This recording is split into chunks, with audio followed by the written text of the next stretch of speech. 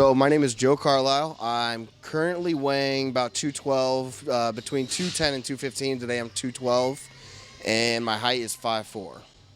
Okay, bud. Go ahead and tell us about the past shows you've done. So I competed in Jack's Physique. I took second in that. That was in 2014. And then I did the Ancient City Classic in 2014. I took second there as well in the middleweight division. And after that, I competed in the Northern Indiana Championships in 2015. I won the middleweight class and I won the heavyweight and the overall. I want to make building. Oh, yes. Yeah, that's Yeah, I am a bodybuilder, even though it's called Jack's Physique. Yeah, Dexter Jackson's show in Jacksonville. After I won the overall in Northern Indiana Championships, I took about 2 years off, actually a year and a half to 2 years off, and put on some size, really focused on some lines of my physique and developing my physique. Came into Indiana State Championships at a heavyweight division. Light heavyweight division, and I competed at 192 at that show and ended up winning the light heavyweight division, but did not take the overalls. And now at this point, I'm getting ready for Indiana State Championship again. We'll be competing in light heavyweight again, obviously looking for that overall win. Good deal, bud. So go ahead and take us through. You did chest and biceps today. Take us through your workout, the movement, and what you like about each movement. So I started out today, and every workout for me is different. So how I start and my philosophy always is changing, but I always go through some sort of compound lift to start. So it's always my heaviest lift, or at least close to a heaviest lift, that it can activate the most muscles possible. So today I started out with flat bench press, just something that I felt comfortable with, that just really wanted to get into and activate the chest. Had a great activation with it. Moved from the flat bench and did 5 sets with that. And what my philosophy is on that is I start with 2 very heavy sets that are a little less controlled as far as the pace. And then as I get into it, my 3rd to 5th set are more slowed down, a lighter weight, and more controlled with a lot more muscle memory or mind-muscle connection. So after I did that, moved into the upper flies. And with that, I stepped consistent with the weight on that just because I felt like the activation I got from the flat bench was enough.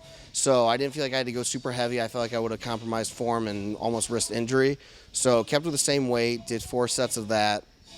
And from that, we did the pec deck flies.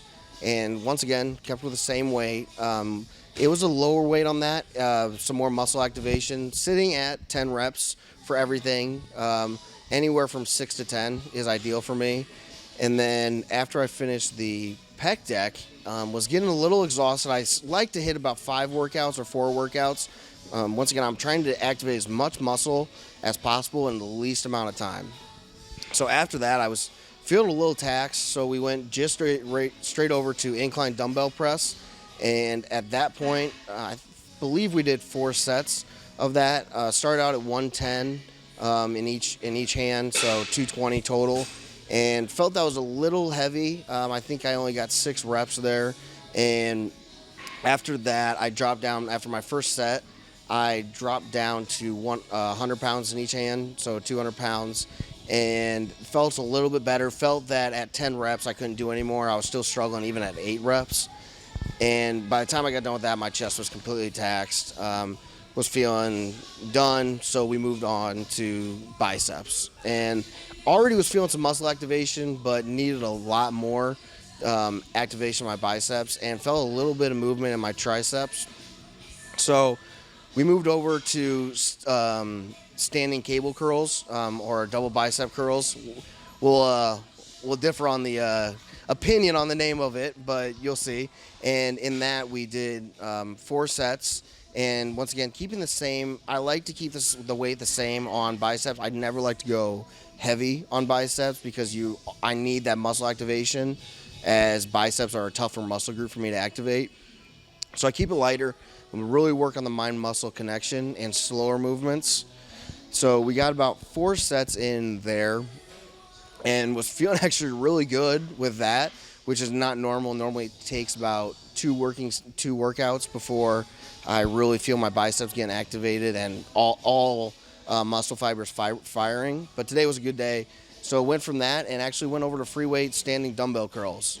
And with that, I could have ended right there. We did 4 sets, and what I do there is I start with my hands in one position, which acts just like a standard curl as my hands are this and curling this way, and then I alternate to a neutral or switch to a neutral grip, and the neutral grip nearing the end of that allows for me to use a little bit more momentum and activate a different part of my bicep, and at that it really taxed me. So with that, we did about 4 working sets. And from there, once again, I felt we were good, but went into preacher curls, superset with close grip, straight bar curls. And, that just completely took me out. We did 4 sets of that. Did only 50 pounds on the straight bar curl. We were doing about 125 on the preacher curls, and that was killing me. Was not even able to get 10 reps on that, even on the standing preacher. Struggled for 10 reps, or standing barbell curl, we struggled for 10 reps. So after 4 sets of that, everything was taxed, completely exhausted. And after that, finished off with posing. Haven't done posing in a little while since I've taken time off from the show, but that really kind of fired the rest of the nutrients I felt into my muscle. And I always like to, as I'm getting ready for a show, and every workout, whatever muscle group I'm working, work on posing afterwards with that muscle group, so I can work on separation and actually work on better separating that muscle and getting more of those muscle fibers activated without ever using any weights. And I feel that forces more blood and more volume to the muscle at the end, and really taxes that muscle. Good deal, man. How did you get into bodybuilding, but what kind of drove you in? What did you like about the sport, I guess? So bodybuilding was actually a savior for me. When I was 17, I was in the hospital and was nearly, a near-death experience for me. When I got out, I was about 120 to 130 pounds soaking wet. And I got into the gym as just to get feeling better. And as I got in the gym, just my muscles responded immediately. So after about a year or two in the gym, I had people starting to tell me to go and compete. And then I had moved to Florida, and the bodybuilding scene was a lot bigger down there. And I had a lot of people tell me, hey, compete, and introduced me to some coaches. And I said, I was very, very scared. Finally had the moment where I said, all right, I'm just going to do this. Me and my high school sweetheart had split up, and I said, I'm going to do this. And I'm just going to do this for me, and I'm just going to jump and take a leap at something. And I jumped at it, and I loved it. It was a rush. It was the scariest thing I've ever done in my life, and I've loved it ever since. You have a wrestling background, bud? Yep. Now, in that situation, when you're wrestling, you probably, a lot of people in high school, you weren't weight training as much back then. For me, I hated weight training. I hated it. Back in high school and middle school, I started wrestling in middle school, and I liked the concept of wrestling. I never really had the grades to continue to go to like a state championship or anything. I was always getting disqualified. But I loved wrestling and the concept of it. But once again, never got into weight training. My parents bought me dumbbell set when I was younger, but did a few things here and there, but never got into weight training until after my accident when I was 17. Okay. What's your diet like, bud, as opposed to off-season, as opposed to when you're prepping for a show, for like people who have done preps and stuff before like that? Off-season for me, I'm very flexible. I really play around with my diet a lot between a more high-fat diet, a high-carb diet. Sometimes I'll do, a no-carb to low-carb diet, even in a off-season setting. And once again, I'm just always trying to manipulate and change it. I feel sometimes if I do the same thing week after week, I get very bored. I still have my cheats. I get donuts here and there. I love my donuts and love my sweets. I love Chipotle. So it's not when I'm in off-season, about 3 and 4 meals of my 6 are clean. And I fill in with some snacks of candy and donuts. Those give me calories. I wouldn't want to say I'm a hard gainer, but I don't really put on fat very, very easily and do not blow up very easily. So I have to struggle to get those calories in.